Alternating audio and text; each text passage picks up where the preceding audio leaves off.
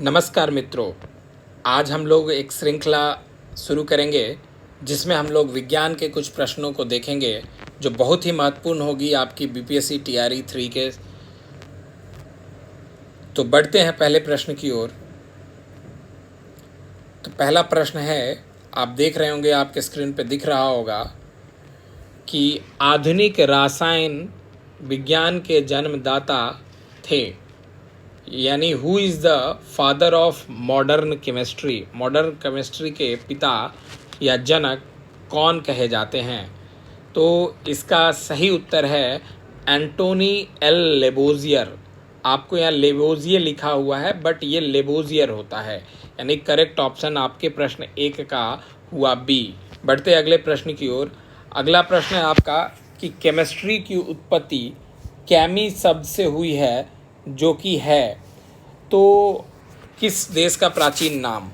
तो बेसिकली आप ध्यान रखेंगे केमिस्ट्री शब्द की उत्पत्ति केमी या यूं कहें कि कीमिया से हुई है।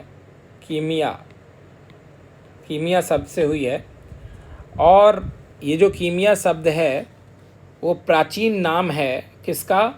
मिस्र देश का। यानी ये जो कीमिया है वो मिस्र का प्राचीन नाम है, मिस्र देश का प्राचीन नाम है। और बेसिकली ये जो कीमिया शब्द है, ये कीमिया शब्द जो है वो फ्रांसीसी भाषा का शब्द है। एक फ्रांसीसी भाषा का शब्द है, फारसी भाषा का शब्द है। फारसी भाषा का शब्द है कीम। फारसी भाषा का एक शब्द है कीम, और कीम का अर्थ होता है सोना। सोना यानी गोल्ड। तो सोना यानी गोल्ड, गोल्ड की बात हो रही है। तो आपसे सवाल में पूछा गया था कि केमिस्ट्री की उत्पत्ति केमी शब्द से हुई है, जो कि प्राचीन नाम है।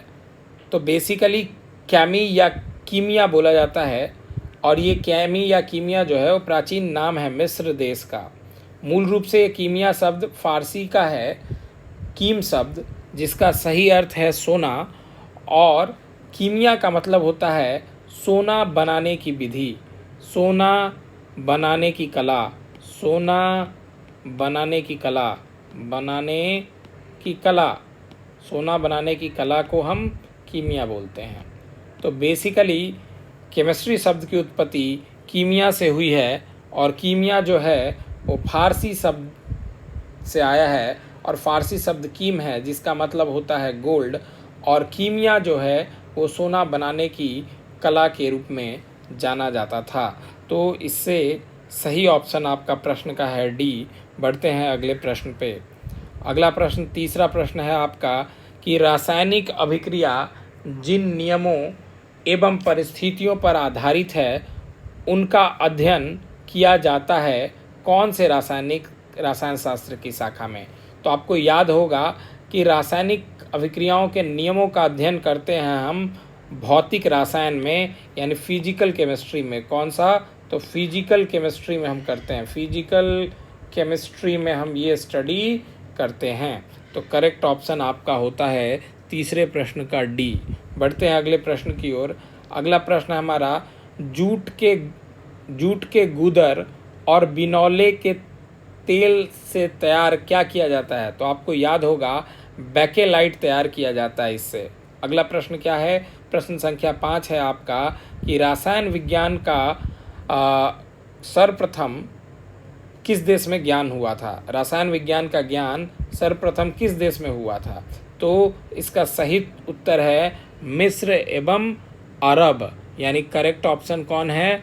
बी। बढ़ते हैं अगले प्रश्न की ओर।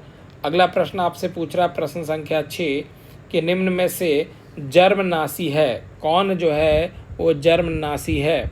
तो आपको याद होगा कि क्लोरोबेंजीन जर्मनाशी है, डेटोल भी जर्मनाशी है, इसलिए इस प्रश्न का सही उत्तर होता है सी, ए और बी दोनों।